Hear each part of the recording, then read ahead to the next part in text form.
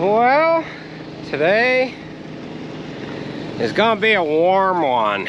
Gonna be the warmest day so far here this year. We're getting going. I've planted 52 acres already this morning. The last couple days we've been on small fields, and I've only planted 60 to 70 acres for the whole day. So we're filling both planters, getting ready to head back out here. Jared's filling his off the truck. That's the fertilizer we use on ground that has seen manure. The fertilizer I'm putting on is on ground that has not received manure. So the tank I'm taking it from is the far tank, and that's got just enough in it to where that level is higher than the planter. So I'm gravity filling that one. Jared's servicing his planter and I need to service mine.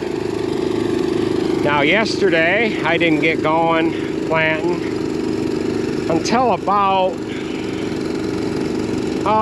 maybe 11 o'clock, closer to noon. I had a soft tire, and from the night before I figured I would check my air pressures, and I wanted to fill up my rinse tank. I pulled around to the shop to fill my rinse tank back up and to air pressure my tires, and valve stem was completely gone, and the valve stem protector was broke off. So a rock got in there and peeled that guy right off. I didn't video any of it, but you can kind of see that we've got, I took and cut the corner out of a piece of rectangular tubing, welded that on there.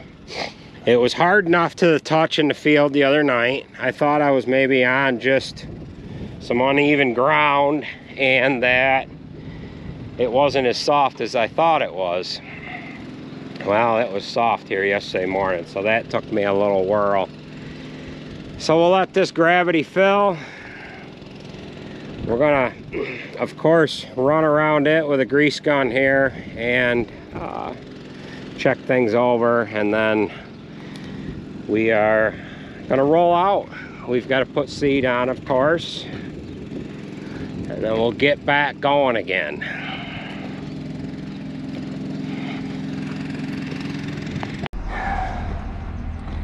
Alrighty, we are just about loaded with fertilizer. I probably don't need much more than that anyways, and we're completely greased. I've got a couple of grease zerks that I can't get to with it folded up, so we're gonna unfold it, roll on over and get some fuel,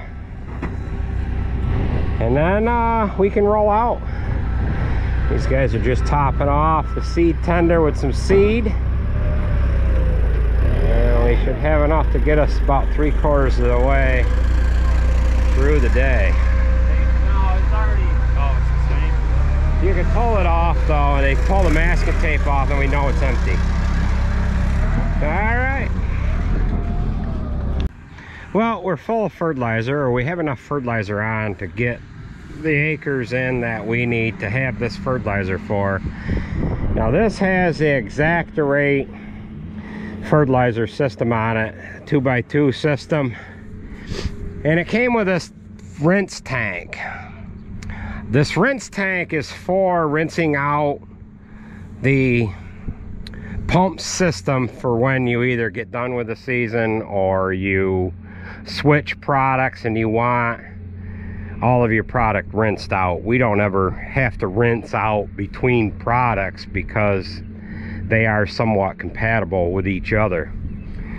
But the nice feature about this tank, if you don't need it for that, you can use it to rinse your hands off with. I pulled the drain out of the filter housing. We probably could screw a little hose in there and run it to the back of the planter with a little ball valve on it.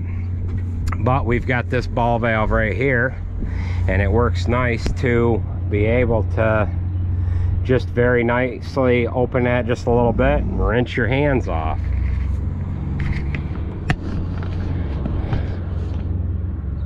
So we just cracked this open just a wee little bit. I forget what this option cost. I don't know if it's standard. I thought I seen it on the order sheet. And I want to say it's $1,000, but I could be wrong. But that works nice. I don't know how much it holds. Maybe 50 gallons, 30 gallons. And there's probably a marking on there. But at any rate, a little goes a long ways. So we'll get some fuel and get a little more grease put on it. And we'll go ahead and get on out of here.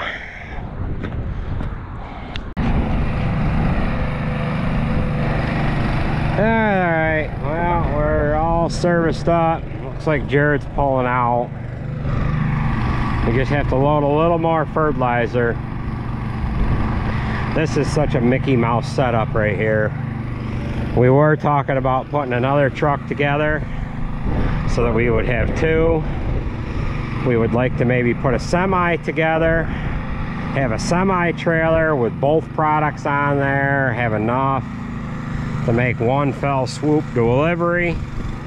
Maybe have seed and everything else on it, but it seems like only the big guys are able to do that. So we've got yeah, to finish loading, and we'll get planting again.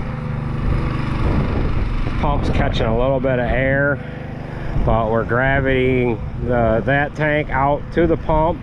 Pump is a lot lower, should do a lot better. However, it's struggling. So we need some gaskets. Got to replace some gaskets or something. It shouldn't be catching air like that, but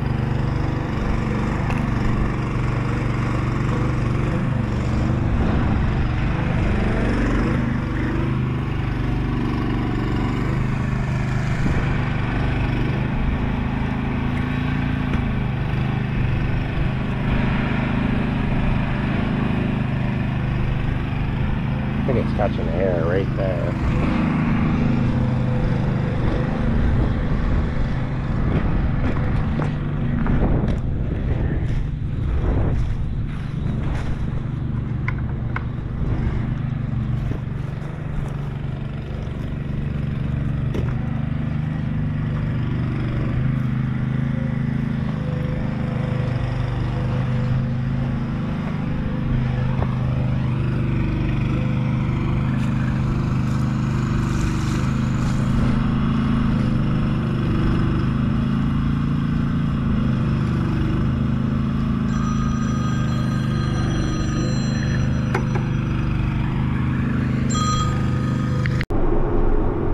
Well, we just got done planting the field that we needed to plant with this particular fertilizer that we're using.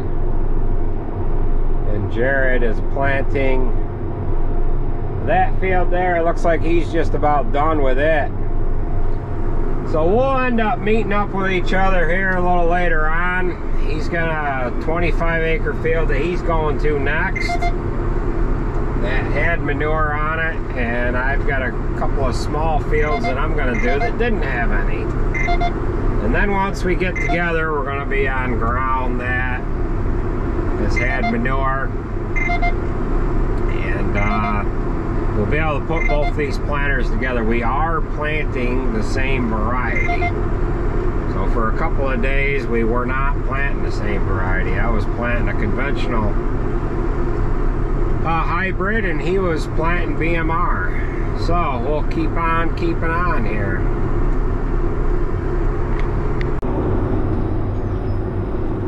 Okay, kids, here is where we are currently at. We've got about 75 acres or so right down here in this valley. And there's Bear Mountain up in behind us here. And the field that I just pulled out of, I ran out of fertilizer that we're using in the 2x2 fertilizer discs that are running up front. I lacked about 2¼ acres. So Jared, he's gonna join us down here, and we're gonna knock this out in a hurry. We've been on, well, he was just in a 25-acre field, 25.5 to be honest with you. And now we're gonna roll into this. So that field over there, we have done a little filming in there. We've got a creek that runs down, a waterway that runs, not a waterway, it's a creek. Runs down off of that mountain. Comes down in through there. Let's go ahead and get out of the tractor. And it runs, I'll show you. We've talked about it before. Comes down off of that mountain and it runs in behind these houses. I think there's 3 houses there. Maybe there's 4. Crosses the road. Kind of runs along that tree line there. It just keeps on running. It's supposed to run right all the way on down in through there. Well, what happens is there's such a fall off of that hill that debris and whatnot get caught up in the water, and it plugs up the curvature of this creek, floods all these houses out. And what it has done is it has jumped out of the spot that it's supposed to be in, and it has flooded out this field. Because it is a tributary to Onondaga Creek, and we have to protect, well, it's trout, we have to protect the trout, nothing can get done with it. You cannot get in there, you cannot do anything with it.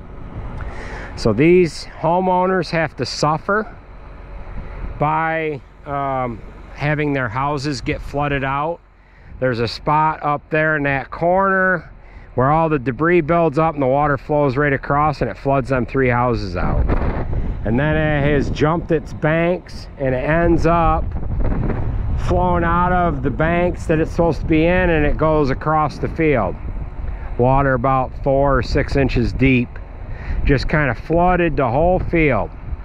I don't know how trout are supposed to swim in this much water that's flowing across the field, but that's neither here nor there. So we'll go ahead and get filled up with fertilizer. Jared will be down here in a hot minute. He had texted me. I keep track of the planting log on an iPad that I have in that tractor, and he is done with that field, and he just has to make his commute down to here. Everybody else is up on top of that hill there. They're up in Lafayette. They're 3, 4, 5 miles up on top of the hill. We've got 2 chisel plows running, 2 diskers running. We have had some problems with, well, let me get fertilizer pumping and I'll be back with you. All right, we've got fertilizer flowing. There was maybe 10, 15 gallons in the sump of the tank that's in the middle of the planter. We didn't have enough to finish that last field, but we can go in there later on. So at any rate, we have had some issues with the 9560. In the last video, or somewhere thereabouts, today is Wednesday, May 22nd. On Sunday, some 3 days prior here, Sarah was chisel plowing with it the day before on Saturday, came up with a air intake or intake air temperature manifold, some odd sensor. We replaced that. I don't know if you've seen that in the last video or 2 videos before. I don't know where that placement of the videos is going to be. At any rate, we replaced that sensor. We replaced the sensor. 2 hours later, she got the same message back again. We didn't know if we had a bad sensor. I got a hold of Jake. It's Sunday. Jake is always there for us. I just let him know, or maybe Sarah texted him. Maybe Sarah texted me. We've got enough of this product. I'll shut this off. So, Jake knew what was going on. He had boots on the ground come Monday morning. Had another mechanic over there looking at it, and they thought that it needed another ECU. Now, I don't know if I talked about it needing an ECU prior here, but the day we were over there, a day after we did the hydraulic hose on the 8360, they were plowing on that farm, and she had an issue. I forget what that code was. Sarah did on 9560, and at any rate, Jake wanted me, I guess it was an EGR code of some kind. He wanted to unplug the sensor, clean the sensor plug out, and plug it back in. Well, it was too hot to work on, and it was getting into the end of the day, so Sarah and Alex left. The next morning, I went over. I wanted to start the tractor up to see how it was, if it was going to trip a code, and it of course did not. It didn't even want to run. It wanted to run like it was on 3 cylinders. Scared the heck out of me. I didn't video any of it. I said, you know what, I think this engine's freaking, something's wrong. It's got some serious problems. Jake came over to look at it. He was going through some checks and tests to eliminate some various possibilities, and it started to run correctly. And he says, you know, I've seen this before, and I think, not sure, because it doesn't usually trip any exact codes, but he says, I think the ECU is getting ready to go out on this. I said, you know what, if you got one with you, go ahead and swap it out. And that's what he did. Monday, when the oh, what the heck was that sensor that they replaced? Air intake sensor. The mechanic that came to look at it, all his tests, he was coming back with faults from the actual ECU. So, you know, this stuff fails every once in a while. And let me get these hoses unhooked, and we'll start around that next field, and we can kind of talk as we go here. Alright, so we're going to go ahead and get this planter unfolded. I was going to get over into the other field, but you know what I'm going to do? I'm going to plant this field here first. We need to get the truck and the seed tender moved over onto the headlands. Jared's going to need fertilizer as well once he gets here. So at any rate, the 9560, they came out here on Monday.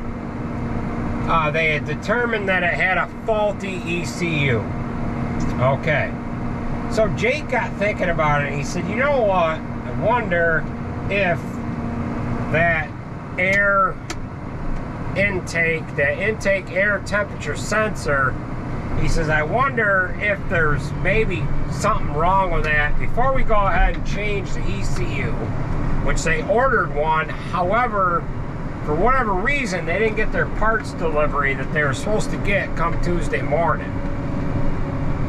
So he says, if you want, we'll try another sensor on there. He got another sensor, and it wasn't the issue with the sensor. He said there's a broken wire somewhere in this harness on this tractor. Now, about an hour and a half later, he ended up finding the bad wire. So we got that fixed. Sarah went back to chisel plowing. About 2 to 3 hours into her day of chisel plowing, she breaks a shank on the chisel. She broke a shank, went back to the farm to get one, naturally shut the tractor off. She got there, and there was a lot of coolant under the tractor in the radiator area. So we figured maybe it had a radiator leak or something. It had been going through a little bit of coolant, which kind of had us on edge a little bit because we weren't sure where it was coming from. We didn't know it wasn't going in the oil. And then we didn't know if it maybe had an EGR cooler. She was getting stumped. Every other day, she had to put a little bit of coolant in it. So that was bothering her a little bit. And then once she seen the coolant on the ground, she says, hey, I've got bigger problems. Sends me a picture. Her and Alex were looking it over. They didn't want to start it. Then they did start it, and it was coming from the water pump. So if you guys have been following along, we had a Reman engine put into that tractor here last winter, and they did replace the water pump, and that was covered on warranty. So Alex, and the reason why I'm saying this is Alex and Sarah are chisel plowing right now. I ran out of fertilizer. I need to prime the fertilizer system. I will be right back with you. Alright, so I've got to make this quick because we are just about out of battery here. So, at any rate, we've got our fertilizer system primed and we're ready to roll. So, Sarah came back from running home to the shop to grab another shank that was cooling under the tractor. They had determined between her and Alex looking at it that it appeared that it was dripping from the water pump. So they started the tractor up, and that's where it was actually leaking from, is the water pump on the tractor. You guys, if you have followed along, that tractor had a Reman engine put in it. I got a hold of Jake at 8:30 last night, and I said, here's my situation.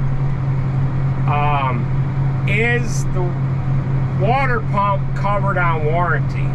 He said, absolutely. You had a water pump installed when that engine got put into that tractor, and that'll be covered on warranty. However, my store doesn't have one.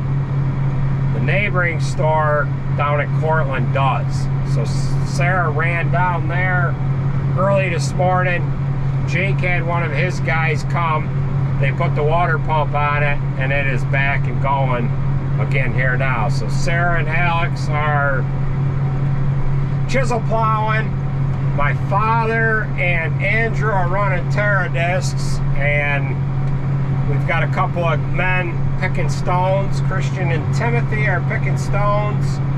We're cleaning sand out from underneath the barn, so we've got 3 guys doing that. And Jared will be here in a little while with that other planter. So that'll give you an idea of what's going on.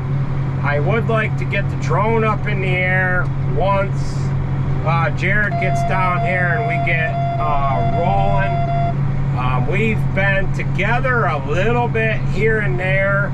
However, we've also been split up doing other fields on the same farm. Yesterday and the day before, we were really split up. We were having the fertilizer truck come back and forth to us, and that turned into a whole game inside of itself. So we're gonna keep plugging away. Once Jared gets here, we'll get the drone up in the air. I'm getting alerts on my phone that we've got a severe thunderstorm in the area. Remember, we talked about how hot it was going to be today, and being that it is as hot as it is, we have the threat of a thunderstorm moving into the area, which that's fine. I need some rain. I need some rain like by tomorrow morning. So, alright, we'll join up with you in a little while here once Jared gets down here. We've got to fill up with seed, move our fertilizer and seed truck out of the way, and we'll finish this field. He's got 55 acres on the other side of the road. I got 25 here. then we'll get together. It works nice with these displays here. We can see each other's coverage. Not only can we see the coverage, but the planners can see the coverage and they act accordingly. We get into each other's areas. Planners shut off on the headlands or the end rows for the larger farmers out there. Headlands and pie-shaped pieces. Once you come up into an area where the other planner has been, they shut off and work accordingly. So we'll join up with you in a little while here once we throw the drone up in the air here. So, all right.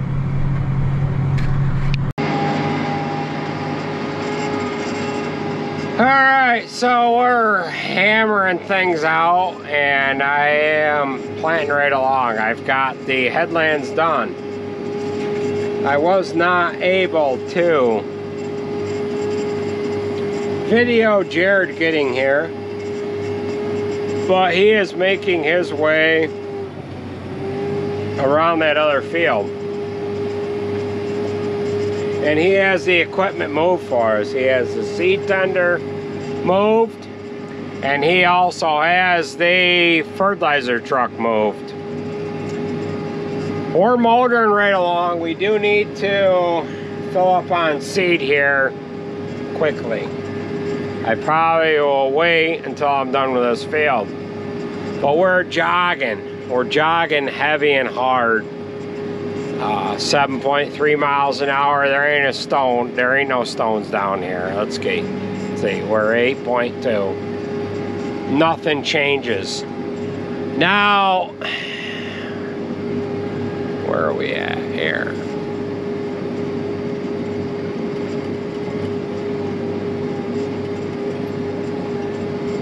There.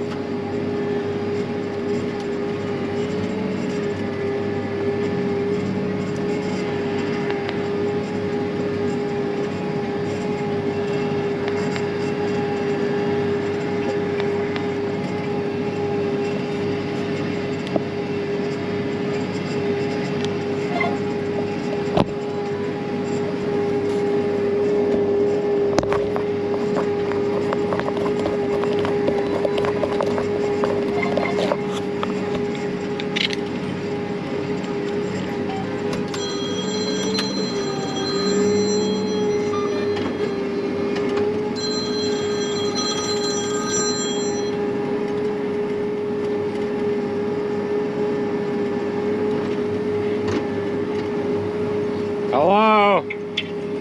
Hey, where's the Arnie? What's that? It's wherever Christian and Tim are.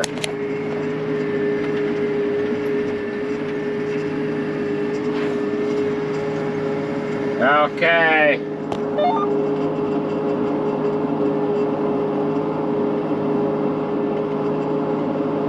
Alright. What the fuck? Alright. Where are you at?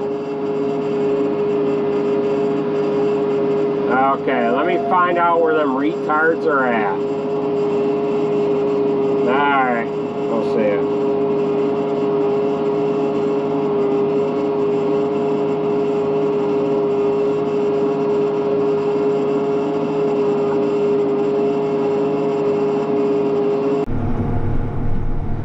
Alright, so we have just one little minuscule pass left in this field.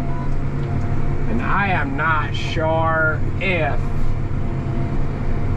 I had the camera working or not videoing this last when we started the field, but Jared ended up moving the fertilizer truck and the seed truck. It's parked along the side of the field. He is over in the field next door, and he has already started it. We've got this one done. So we're going to join up with him Looks like he is on his third pass around, which I would like 3 passes around that field, because you can see that one end is not perpendicular with the rest of it, and the other end is the same way. So we're gonna go ahead and fill up with seed, and we'll join up with you guys. Maybe we'll try to throw the drone up in the air, and we'll try to get a good match on what is going on in this field. So let's join up with you in a little whirl here.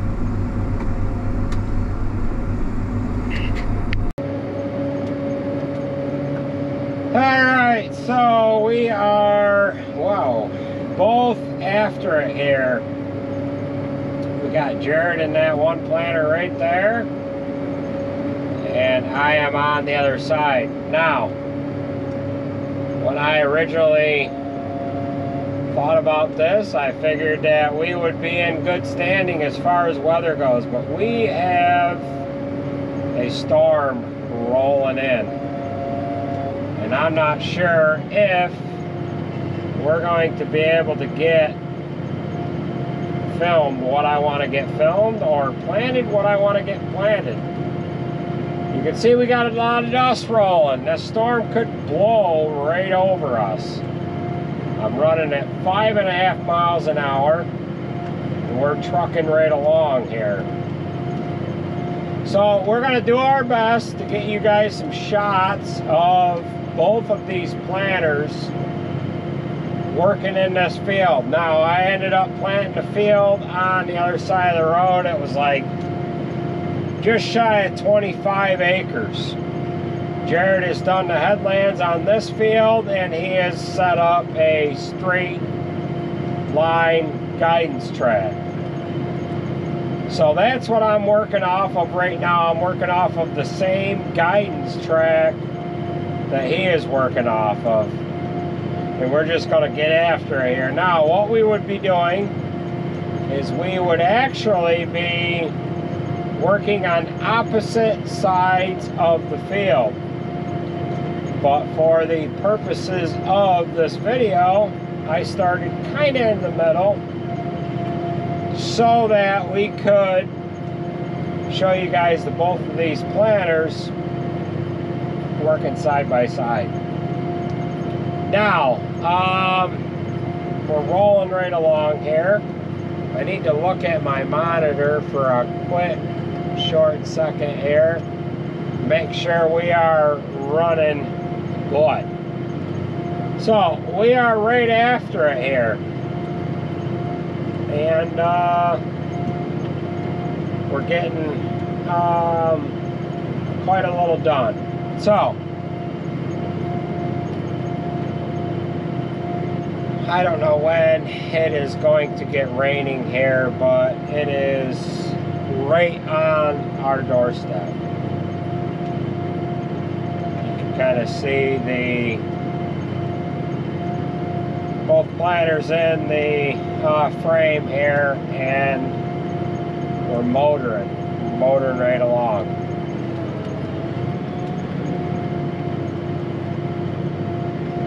So I think I'm going to pull this drone down, and we're going to have to get you some more footage here a little later on, because I think it's going to start pouring down rain. Now here's a neighbor going up the road with his Case International tractor and roller harrow. So we're going to land the drone when I get up to this end of the field, because it could start downpouring.